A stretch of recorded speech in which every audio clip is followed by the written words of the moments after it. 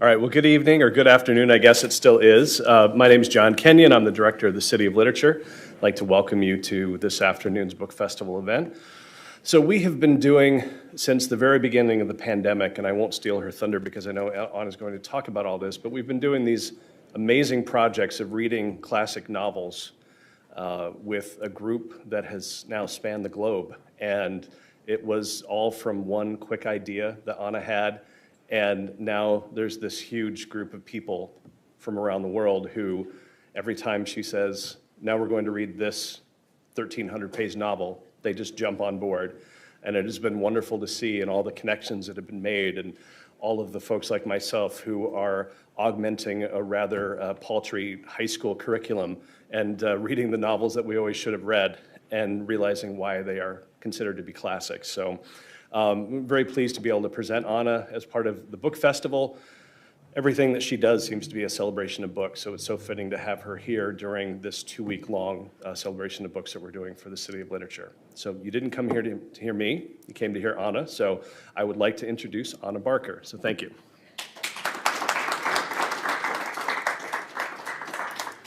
Hello, is my mic on? Can you hear me? No? Okay, wonderful. Well, hello. Yes, as John said, I have been doing this for a while, and I did not expect to become a person who teaches books on Facebook and through social media, but that was necessitated by the global pandemic. And those of you who are Iowa City residents, you remember me as the person who was standing on street corners reading very long books all through the past decade. So we started in 2010 because it was the 100th anniversary of Tolstoy's death, and I started asking colleagues, how are we going to commemorate this? And one of my colleagues suggested, well, why don't we read Anna Karenina out loud? And I'm like, done. And so after that mad dash, my children told me, could we do something more fun next year? Because they would come and check on me for 3 days on a blistering cold, I think it was late October, early November afternoons or evenings. So I acquiesced to my young children's demands, and in 2011 we read Peter Pan during the book festival, and that's when my association with the book festival started. At that point, book festival was happening in the summer, and it was incredibly humid and rainy, and we were by the university library, so that was fun. But my kids all read a section from Peter Pan, which was one of their favorite novels, and then I had a brilliant idea that in 2012 we should do something about War and Peace. And War and Peace is a book that I've taught 18 times by now. And War and Peace is the book that gave me all of the ideas, because it trains you to be an expert in so many areas. Otherwise, you just start drowning in the sheer voluminousness of the novel and sheer audacity of the novel. And so with War and Peace in 2012, we read the entire novel in 4 days. And as the years rolled on, we read Moby Dick under the whale skeleton in McBride Hall. That was super fun. We read Don Quixote when it was 400 years old, and there were all kinds of celebratory events happening on campus. Was the symphony playing, the Richard Strauss Quixote, and we had Man of La Mancha performance and an exhibition of Spanish art at the Art Museum. So all of these projects came from my love of books, and I love to celebrate book birthdays. But the pandemic, oh yes, and my students started telling me in recent years, Anna, you loved your students in 2012 more than you love us. You read War and Peace with them out loud, and reading War and Peace out loud once is not as cool as reading War and Peace out loud twice. So in 2019, I did the maddest thing of all. I read War and Peace out loud the second time. And it was actually right here on the Pad Mall. I went back to the location we were at Anna Karenina, and that was stupendously amazing. And yes, so we read it a second time because the book was 150 that year. So 2019 was dedicated one more time to War and Peace, and that coincided with an exhibition I co-curated with the Art Museum of Goya's Disasters of War. And we talked of the horrors of war as depicted by Goya. It was the same Napoleonic War period, the Peninsula War of Napoleon against Spain, as depicted in Goya's Disasters of War, and Tolstoy's depiction of the horrors of war on the Russian front in 1812. And then COVID happened. And I was supposed to fly with my daughter to see my parents in Budapest on Friday, the 13th of March, 2020. And I got a phone call from my travel agent, and she said, I can refund you your tickets today, but I can't tomorrow. But I suggest that you just give up your tickets and I can reissue them tomorrow because strange things are happening. And so I said, okay, whatever works for you. We canceled our tickets and the world shut down Friday, the 13th of March. And that day, as John pointed out, I texted him and I literally said, John, I have this amazing idea. Many exclamation marks. Please call me.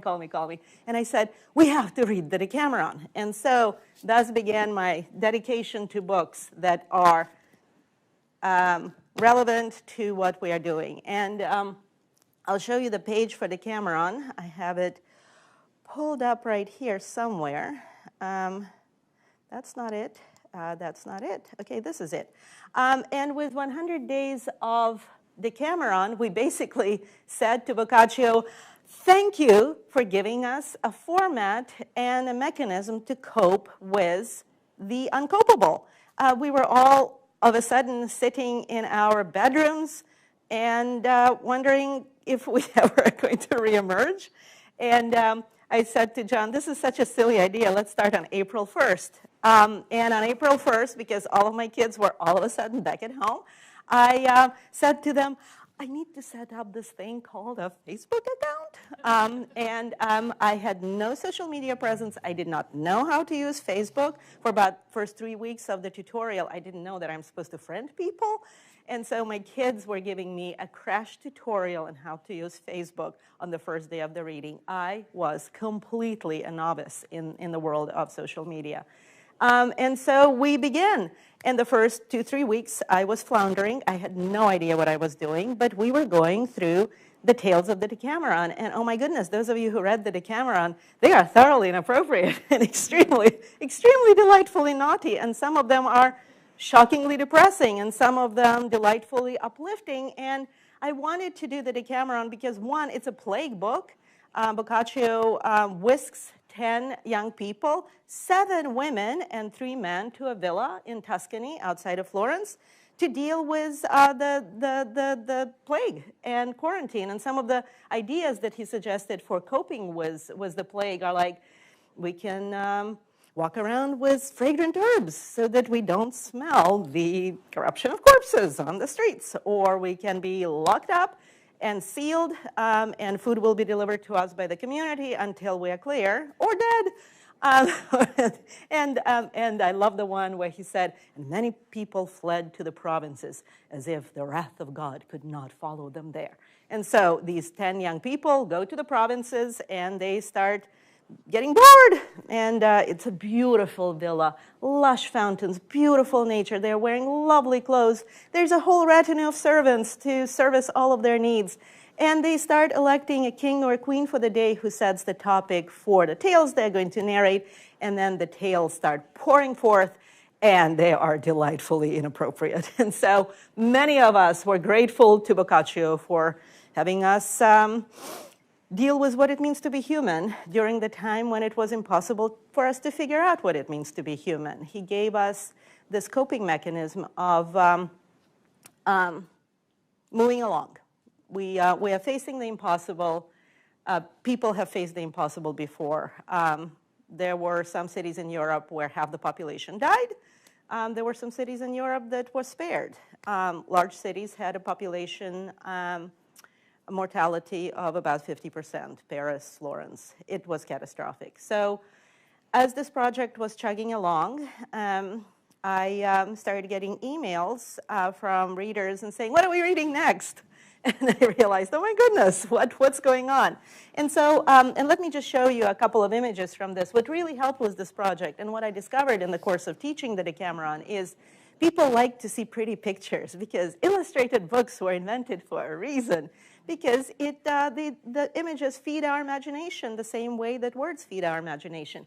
So I chanced upon an illuminated manuscript about 3 weeks into the reading that had an illustration for every tail of the Decameron. And then my job was easy. So I was giving everyone a lovely illustration, and here I'm just going to show you a couple of them.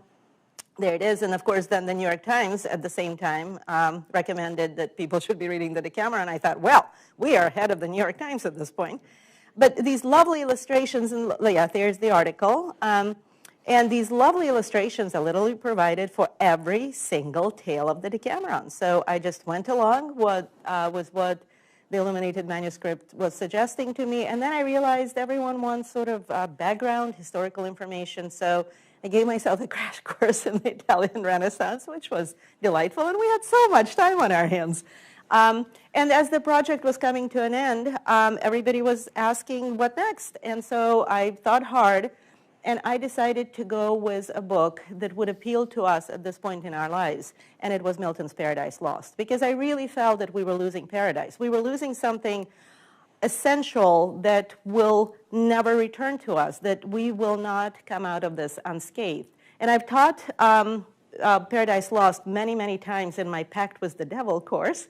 And so the thing about Paradise Lost that is amazing is there are so many illustrations of Paradise Lost. There's, of course, Gustave Doré and the immortal William Blake. So I just felt, my life will be assured. So my Paradise Lost book is lost. I could not find it. So this book is going to be a stand-in for Paradise Lost. I don't know where it is. It's a 300-page poem. So we went from reading a Renaissance text to a 300-page poem. And this is one of the most famous illustrations. It's Gustave Doré, and this is Satan, the fallen Satan. He used to be a gorgeous, gorgeous, absolutely delightful angel. And then he decided that it's better to rule in hell than serve in heaven. And so he's contemplating the usefulness of snakes in the evolution of humanity. I absolutely love this image. And of course, there are so many paintings of Adam and Eve from Rembrandt, Michelangelo. So I absolutely love this project because there were so many wonderful things to show everyone. And what I also connected this project to was the English Civil War, the beheading of Charles I, the rise of Cromwell, the English Commonwealth. The British made beheading kings cool way before the French made beheading kings cool. And so, of course, the Restoration Project, where Milton was allowed to live to tell the tale. And this gorgeous, powerful, titanic, blind Milton, who is chanting these verses for all eternity about what it means to be human, what it means to fail and fall completely, and what it means to resurrect an existence out of the ashes of collapse. Very, very powerfully relevant for the times that we were going through. Remember, this was fall of 2020. There were no COVID tests at that point, so we were all still masking, and I was teaching in person at that time. And here is an illustration by William Blake. Sorry, this is very, very hard. So here is illustration by William Blake of the creation of Eve. If you have never seen any of the illustrations for Paradise Lost, I can't recommend them enough. And of course, Dürer and more Gustave Doré, the frustration of Satan, and then I had to delve into medieval and Renaissance understanding of the formation of the universe. That came in very handy, just really, really fun times. And of course, there were then Adam that I actually saw at the Art Institute in Chicago before COVID. So fascinating that Adam is fully human, powerful, and constantly painting downward to his flawed, earthbound humanity. And all of this was explored through these boundless, and the powers of darkness, Satan's minions, have artillery war with the archangel. So I had to look into the history of artillery, and this is a Leonardo da Vinci illustration for artillery instruments. I could just continue talking about Paradise Lost forever because I love that project. And of course, William Blake loved Paradise Lost and Milton so much that he wrote his own poem, Milton, where he basically feels that the spirit of Milton is speaking through him. So absolutely, absolutely amazing, amazing fun stuff. And then I started encountering stories of people who were dying from COVID. And there was a death that affected me very deeply because it was a young person who was younger than me. He had cancer, and so he died during COVID, not of COVID, but that death just struck me on a very, very deeply personal way. And when we were finishing Paradise Lost, I felt that perhaps we should read the book, the most important book ever written about how humans cope with death, and that's, of course, the Epic of Gilgamesh. And I will go to my Gilgamesh page. It was a tough project because it was November, it was cold, it was dark, it was hopeless. And this book really helps us figure out what it means to be a human being. A very flawed, a very imperfect, a very desperate human being who makes such horrific mistakes over and over and over again, and then confronted with his best friend Enkidu dying. I mean, the scene where Gilgamesh holds Enkidu in his arms for a week until there are worms crawling out of the corpse, and he just can't let go. He can't accept death to the point where then he realizes, well, if my friend died, then I am mortal too. And so he goes on this incredible quest where he encounters Utnapishtim, the prototype for the story of Noah in the Old Testament, and he learns lessons during his quest that are essential for us as human beings. And the legacy of this book is our immortality lies in our deeds. And at the end of the epic, Gilgamesh is looking at the city that he created, and he feels, this is the city that will assure my legacy on earth, not my physical immortality, because that is an impossibility. Art was hard to find because we are looking at Mesopotamia, today's Iraq, between 4,000 and 5,000 years ago. So I spent weeks on the websites of the Louvre Museum, Metropolitan Museum of Art, the British Museum, Pergamon Museum in Berlin, and the Iraq Museum in Baghdad. And I gave myself a crash course on art of this time period, which is amazing. And so I looked at Assyrian art, Babylonian art. It was so much fun. And of course, every single post, so if you click on See More, you have a lot of information. And then this is a lion from the palace of Ashurbanipal at the British Museum, and on and on and on. And of course, the lions from the Pergamon Museum in Berlin, which I have seen. And you just stand there gaping in complete amazement. And so some of the, this guy is actually, I think, in the Nelson Atkins in Kansas City. I've seen him too. It doesn't say. I'm pretty sure he's there. Yes, Kansas City. Yay, it's very close. You can go and see this beautiful creature, winged creature, very close. And this one is in Chicago, at the University of Chicago campus. So fun times were had by Anna. And then I realized, you know what, this is forever. And so I might as well just teach the book that I love the most, that I know the most. And so, War and Peace.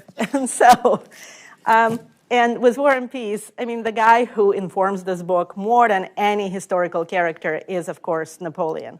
Here, let me just, I just closed something. Shouldn't have done that. I think I just closed War and Peace. Oh, well, I'll just show you Napoleon from a different page. So yes, no need to reopen. This is fine. So 100 Days of War and Peace is not advisable because, 1,000 Days of War and Peace would do the book justice. It is quite long. It's 4 volumes. It's about everything. It's a book that covers absolutely everything that needs to be covered. The fascinating thing about War and Peace, there's a connection to my current project, which I would like to talk about at the end of my presentation. It's Les Misérables.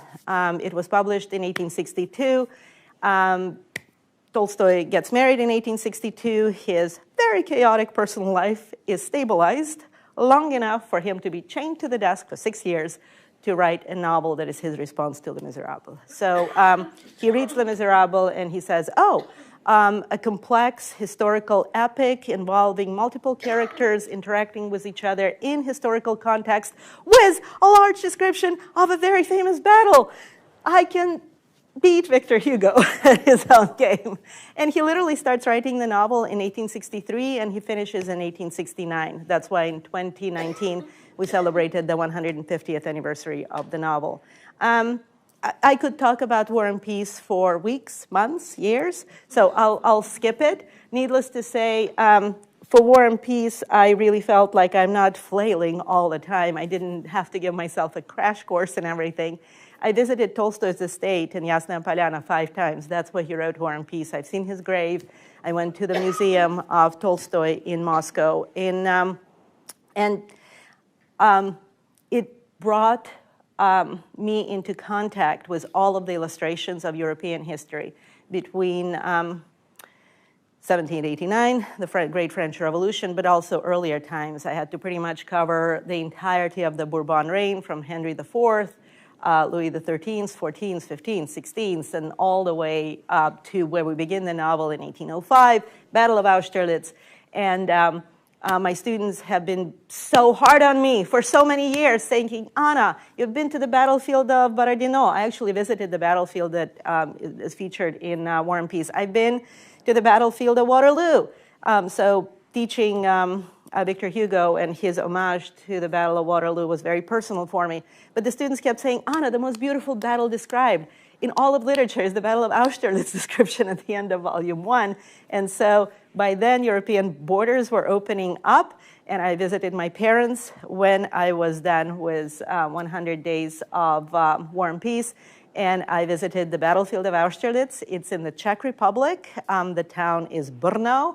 So the village where the battlefield is now located is called Slavkov u Brna. And I showed up, and the young man who was the associate of the museum, who was at the front, I started talking to him, and he realized, oh, this woman knows a lot about this battle.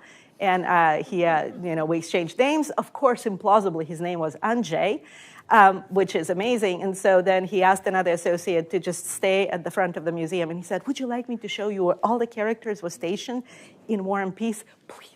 And so we walked around the battlefield. It was amazing. And he told me, and this is where Bagration was stationed, and this is where Kutuzov was stationed, and this is where Napoleon was stationed. Yeah, it was amazing. Absolutely amazing. So a lovely visit. And then last year was the 200th anniversary of Dostoevsky. And so as I was doing all this, I was preparing an exhibition dedicated to Dostoevsky, which was housed in the University of Iowa Library. And I'm going to come to the University of Iowa Library in a second. University of Iowa Library Gallery. And that was a project of love. So I was joking that, when James Joyce was asked, what did you do during the Great War? He would answer, I wrote Ulysses. What about you? By the way, shout out, it's 100 this year. I should have done that too, but I'm just a one-woman band. So when people ask me, what did you do during the great pandemic? I put together an exhibition dedicated to Dostoevsky, and it was truly a work of absolute love and dedication. So, of course, 100 Days of Brothers Karamazov followed, and I actually managed to go to St. Petersburg, Russia last summer. I really need to write a book about my COVID travels because, I was stopped in Frankfurt and told, you shall not pass. And then I asked the associates in the airport to call St. Petersburg and tell them, I'm Professor Anna Barker, and I'm going to the 200th anniversary celebration of Dostoevsky's birthday.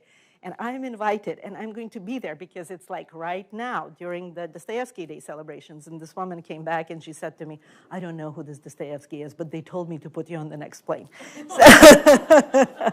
So this Dostoevsky, I mean, that was such fun, I think. Let's see, let's find it. Okay, and I'm going to pause here. So with Brothers Karamazov, once again, 1,000 days, 10,000 days, 100,000 days would be a much better way of coping with that novel. It contains the entirety of, it's the sum total of everything that Russian literature has to offer. Students often ask me what is the best novel in the Russian tradition that you consider the best novel, and it's War and Peace. what is the novel that represents the totality. It's the totality of Dostoevsky. So in order to understand Brothers Karamazov, we have to read Notes from Underground, Crime and Punishment, Idiot, Demons, Adolescent, and then Brothers Karamazov. It is just an amazing novel. What you are seeing there is a photograph that I took at the Mikhailovsky Castle in St. Petersburg during the Dostoevsky Day celebration. They had a play that was based on all the Dostoevsky novels chronologically, that was this incredible staging of all of these characters going through the whirlwind of Dostoevsky's life. It was a play, it was a ballet, it was an opera, it was stupendously beautiful. And of course, it was performed in the courtyard of the Mikhailovsky Castle. That is the castle where Emperor Paul was assassinated, and then the Romanovs gave it to the St. Petersburg University. It became the engineering school, and that's where Dostoevsky got his engineering degree. So connected to Dostoevsky, and I was invited to watch the rehearsal. So it was just phenomenal. I mean, for someone like me, it was like, oh, it's her, it's her, it's him, it's her, it's all these characters, and they're waltzing through our lives, and just it was phenomenal. And at the end of my teaching of this, I talked about all of the places that are associated with Dostoevsky in St. Petersburg. I visited his apartment. Oh, there's me next to the Bronze Horseman, and an announcement of all of the future readings. And of course, I utilized all this amazing, amazing Russian and Western art. Of course, Bruegel, Kuznetsov, Repin, the icon of Andrei Rublev, Vereshchagin, Apotheosis of War, and Dostoevsky dog, Dostoevsky's gravesite, and I visited it during the celebration, more Dostoevsky, and yes, and thank you, Riverside Theater. So Riverside Theater is involved in the celebration of Les Misérables. I'm so sorry to say, but Les Mis in concert is sold out for this coming Sunday. So we are going to do Les Mis in concert on Sunday. Riverside Theater did a play staging of one chapter from Brothers Karamazov. The chapter is entitled The Grand Inquisitor, and the play was performed inside the exhibition space. 2 weekends, absolutely glorious, glorious, glorious, glorious. Thank you, Riverside Theater. At that point, I realized that so last year I posted on Russian literature for 250 days, and I wrote something like 200,000 words dedicated to Russian literature. And that takes a lot out of your soul. It's a big chunk of your time. And I just thought, everyone is asking, after War and Peace, everybody was saying, Anna, when is Anna Karenina? So I thought, fine, we'll do Anna Karenina, but I need a break. And then I thought, well, Tolstoy really did not even consider War and Peace to be a novel. He, in his afterword, notoriously and famously, he said, War and Peace is what I wanted, what the author wanted to say at the time when he wanted to say it, in the form that he wanted to say it in. So just this enigmatic, like, humanity, this is what I have to say about War and Peace. He considered Anna Karenina to be his most European novel, and so I just thought, before we read Tolstoy's most European novel, we might as well acquaint ourselves with European novels. And so I started my 5 French novel project. And we started with something very, very short. It's Balzac's, not that. I think that. Is that? I'm not sure now. No, it's this.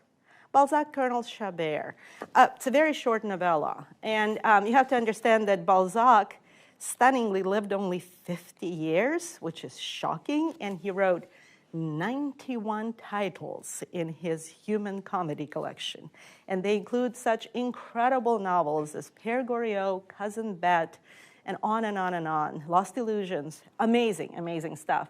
My brother-in-law apparently is reading all of them, and my sister-in-law told me he's getting a little depressed at times. I wonder why. So I did not read all of Balzac, but I plowed through 7 or 8 novels this winter to just psych myself for French literature. And so I thought we'll start very, very lightly with Balzac's Colonel Chabert.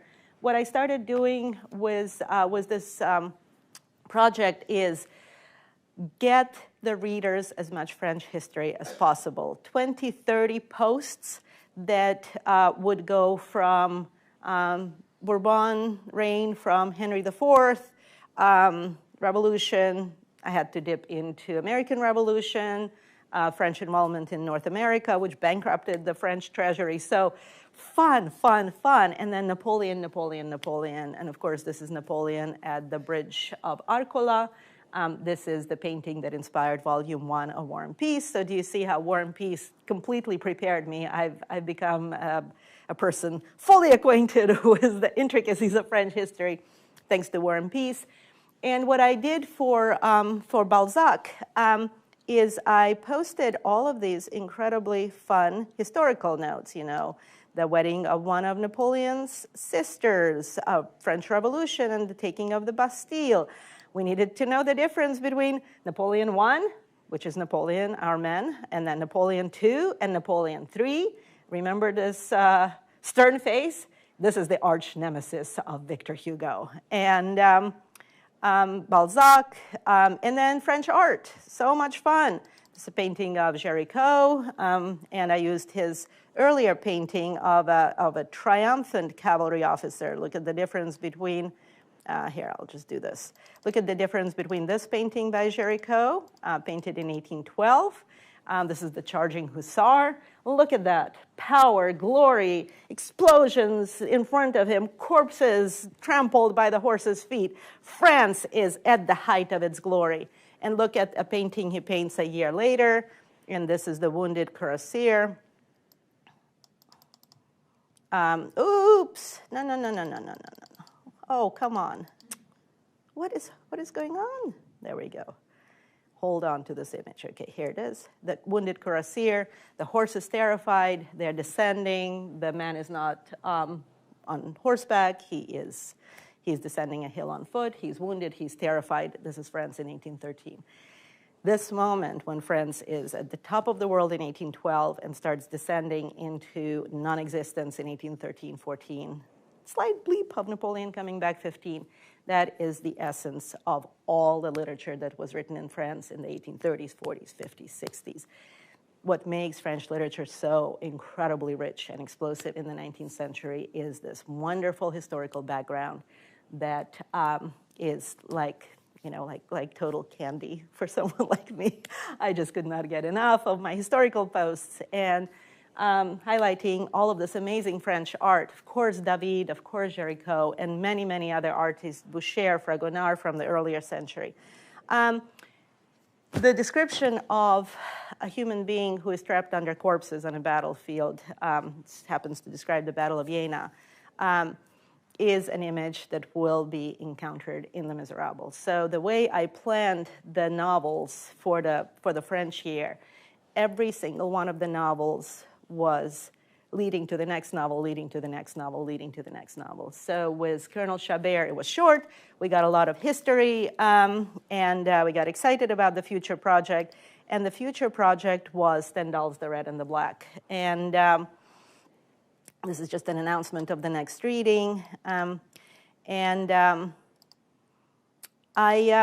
ended up going to visit the town where the character Julien Sorel enters not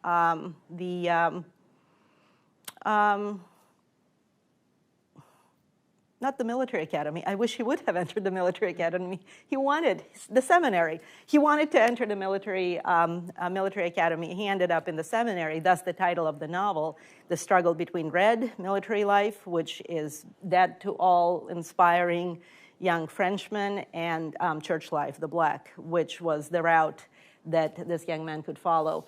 Absolutely fell in love with the place. I went there to see, it's Besançon, France. It's in the eastern part of the country. I went there because I wanted to climb up to Julien Sorel's citadel.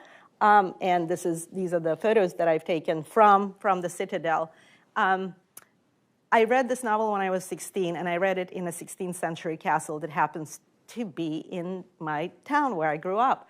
And I went to this castle to read The Red and the Black, and eventually, at some point in my life, I wanted to see the actual citadel of Julien Sorel, and I texted my family members images of my castle, and the Citadel in Besançon, and they were indistinguishable. So obviously, my connection with this character goes way back into my teens. What I also discovered while I was there, completely inadvertently, that Victor Hugo happened to be born in that town. So, of course, that necessitated going to Paris and seeing Victor Hugo's apartment there. And it was just an amazing sort of rediscovery of all the things that I loved when I was a teenager. Here's the birthplace of Victor Hugo and more images from Besançon and the cathedral. I had to do a little crash course in all things French history associated with the Restoration period. And, Charterhouse of Parma is another Stendhal novel. Those of you who are reading Les Misérables with me are wondering, why did we have to read The Red and the Black besides the fact that Anna really, really had a crush on that novel when she was a teenager? Trust me, it's going to come back in Volume 3. There'll be a character in Volume 3, those of you who are reading along, who will rediscover that Napoleon exists, and his infatuation with Napoleon is going to come to a boiling point where at one point in the middle of the night, he will throw open the window and scream, "Vive l'Empereur!" And it will bring us back to the infatuation with Napoleon that Julien Sorel had. So once again, stepping stones. And then summer, what can be, so this is The Red and the Black. What can be a better summer read than an adventure story like The Count of Monte Cristo? It was just, I wanted to have fun. And boy, did we have fun. Duly noted, did not end a 1,300-page novel and start another 1,300-page novel a day later. I still owe the readers my comment on the last 5 chapters on The Count of Monte Cristo. One, I just simply don't have the time to finish writing my notes. But 2, I don't want to write the final note on the last 5 chapters of The Count of Monte Cristo because it was such an amazing novel to read through the summer. And yes, so once again, a lot of French history. The novel actually starts in 1815, that impossible year. That is also the starting year of Les Misérables. And the essence of that year is Napoleon is on Elba, and he comes back for 100 days, and he fights 2 victorious battles, and then he loses 1 battle, and that is the consequential battle, and that's Waterloo. So the Count of Monte Cristo has a character going to Elba, receiving a message from the usurper, Antichrist, from Napoleon, bringing it to France, and of course, all kinds of trials and tribulations. It's amazing that this novel, published in 1844 by Alexandre Dumas, of such other glorious novels like The Three Musketeers and Queen Margot, he really loves to write historical fiction. It is amazing how connected it is to a novel published much later, Victor Hugo's Les Misérables. Of course, that was published in 1862, so it's 160 this year. Reason to party. Both characters, the character, I shall not name him because if you haven't read The Count of Monte Cristo, I'm going to conceal information from you that there are characters in both novels that go to jail for a very, very long time. Both of them lose their identity and lose their names. They are known by their numbers. And in the case of Jean Valjean, 24601 is the number that all of us know because of the musical Les Mis. Both characters go through being buried and reborn, and both characters throughout the novels are known under false names. And both characters are driven by desire for revenge, and if in the case of The Count of Monte Cristo, this plot of revenge is the essence of the entire novel, the plot of revenge in Les Misérables is blocked by a character that Jean Valjean encounters early on in the novel. And thus begins the rebirth of a human being, resurrection of a soul, and redemption. So here it is, this one. Yes, so 100 Days of Dumas. I love that painting. It's the painter Courbet.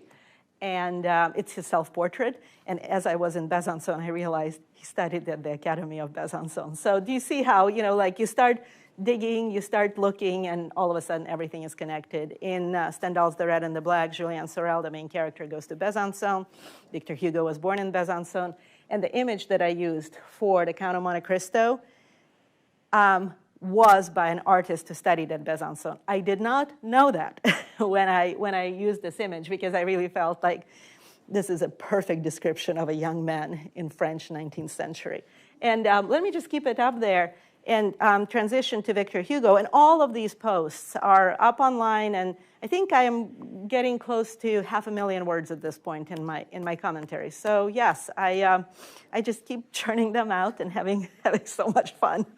But Victor Hugo is an amazing human being. And I was just telling our friends from Special Collections at the University of Iowa Library, and I'll ask you to redirect your attention from me to them in a moment.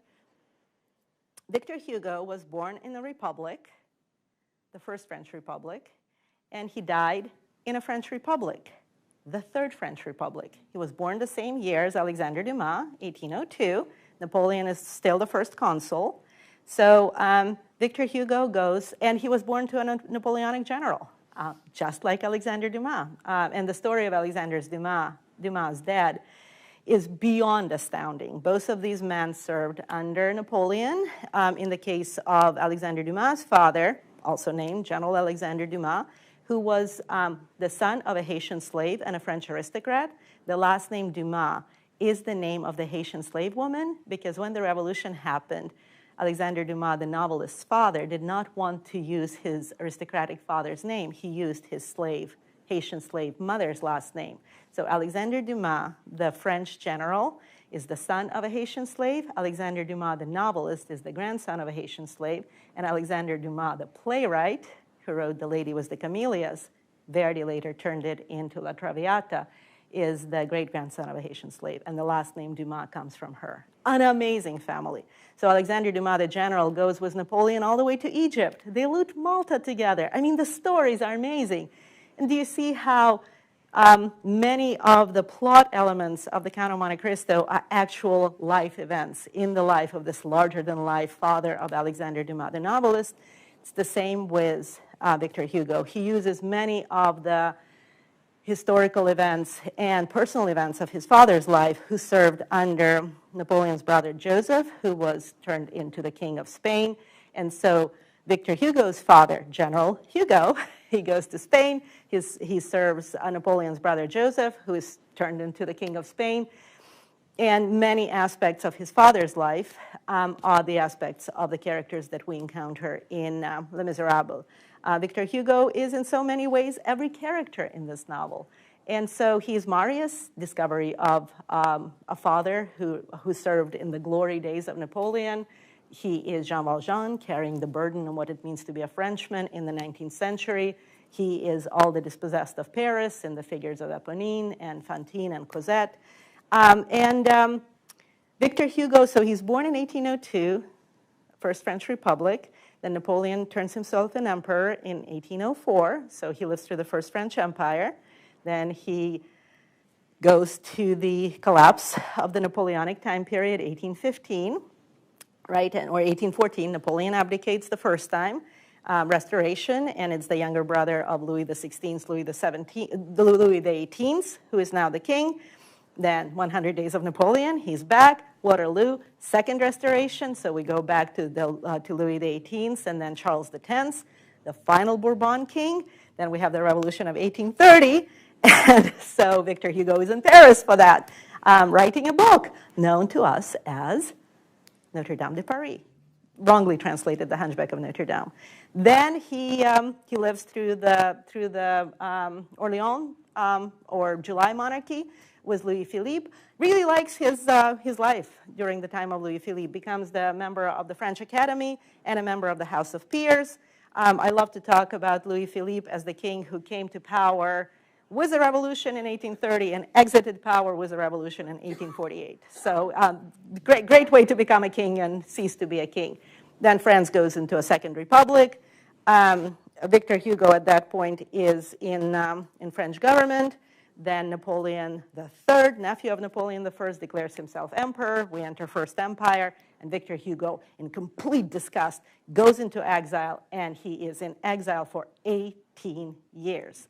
He comes back to Paris when the Prussian army is surrounding Paris and bombarding it during the worst siege Paris has known since pretty much the Middle Ages. Victor Hugo comes back in triumph to basically die with the death of France.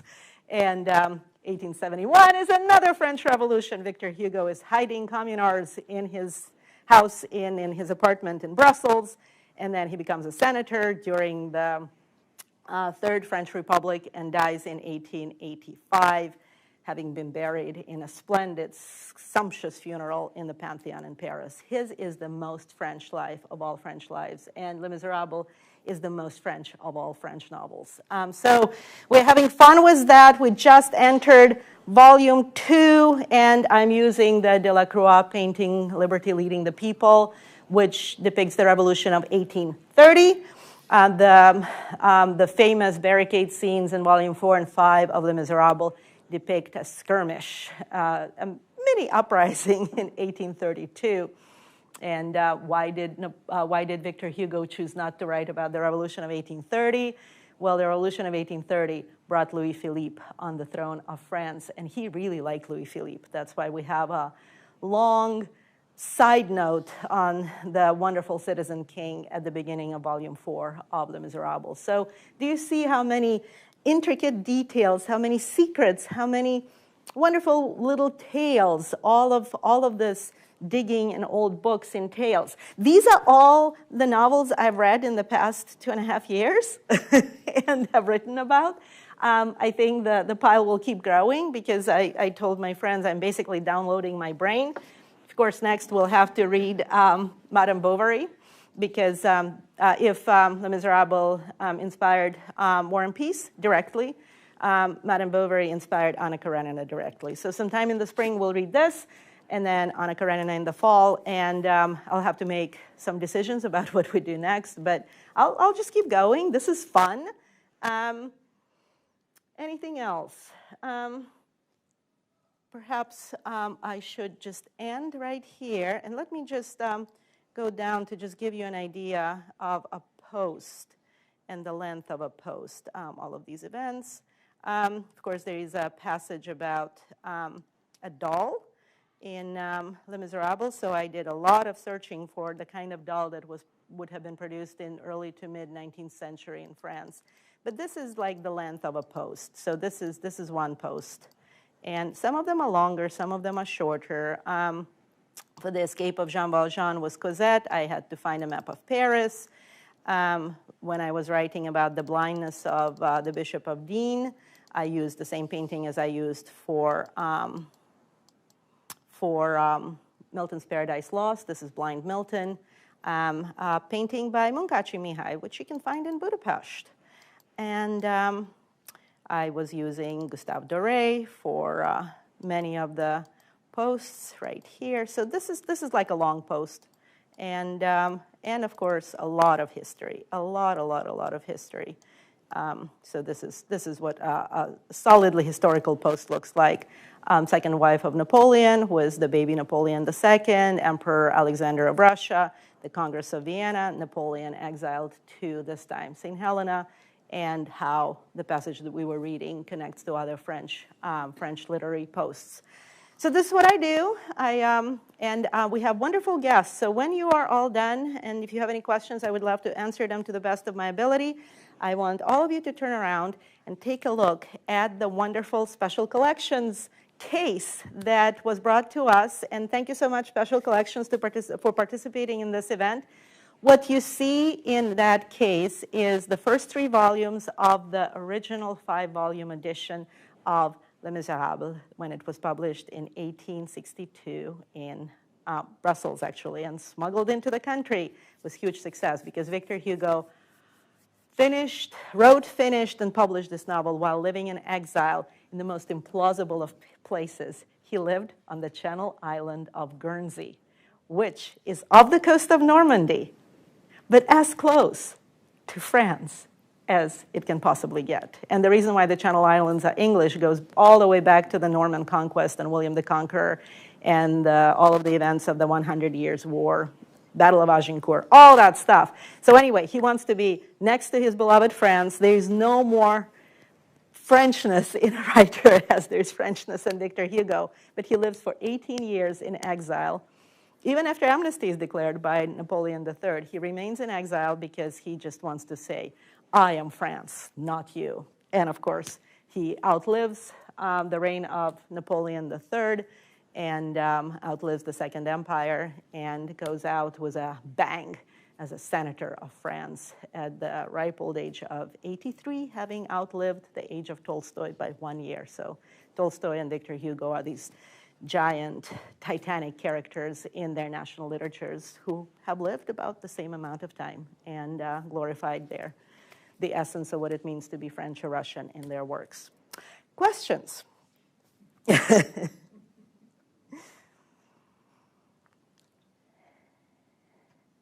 Anyone? Perhaps while you are thinking, I can think of something else to say. Maybe I can actually go up. And yes, so this is a comment that has like tons and tons of history. And Rob Klein wrote a wonderful article. So this is like a typical post. Yes, and a post about the daughter of Marie Antoinette, who becomes the Duchess of Angoulême. I visited her gravesite, and lots of images of young and very handsome Victor Hugo. I'll just tell you one more story. 1830 is kind of really exciting year in French literature and French culture. Well, they have the Revolution of 1830, so goodbye Bourbon, hello the Orléans branch. Victor Hugo is young, exciting. He doesn't participate in the revolution. He has a baby coming, so he has to be close to his wife, Adele. And he has a book deadline coming. So those of you writers, you know all about it. He publishes Notre Dame de Paris in 1831. But in 1830, a play of his is performed, and the play's title is Hernani. And at the time when his Hernani was performed in 1830 on the French stage, there were fistfights between audience members because his play was so irreverent to the classicist tradition of French writers such as Racine and Corneille that people were actually hitting each other in the audience. The play had to be shut down because the classicists and the adherers to the classical tradition of 18th century French literature clashed with people who hated the fact that his nobility speaks in plain language, and there's no sense of three unities. And he completely took apart the classical tradition of French drama and introduced the romantic, passionate tradition of French drama. 1830 was a really, really fruitful year in French culture. Stendhal publishes The Red and the Black, which was finished before the revolution, but you can see that the revolution is coming. All of these young men are like ready to just blow the whole country up. Berlioz performs his Symphonie Fantastique, which has a plot. It's a symphony in 5 movements with a plot, and at the end of the 4th movement, the main character's head is actually cut off, and in the music, you can hear the head rolling off the scaffold, which is absolutely stunning. Nobody has ever done anything like this before. And of course, Delacroix paints Liberty, leading the people. About his Hernani, Chicago Symphony just did a splendid performance of the Victor Hugo opera based on Hernani. It was stunning. I texted everyone. It's like, this is so amazing. How timely. Thank you, Symphony. Thank you, Lyric Opera, for performing a Victor Hugo-based opera just at the time when I am interested in Victor Hugo-based material. So you can see that every image that I show you, I could talk about every single one of them for days, and that would be a lot of images and a lot of days of talking. So any questions at all? Yes?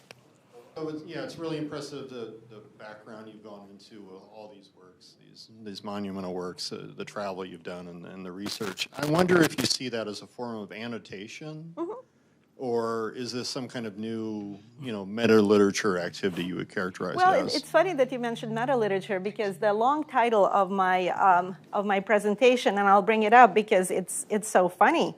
There we go.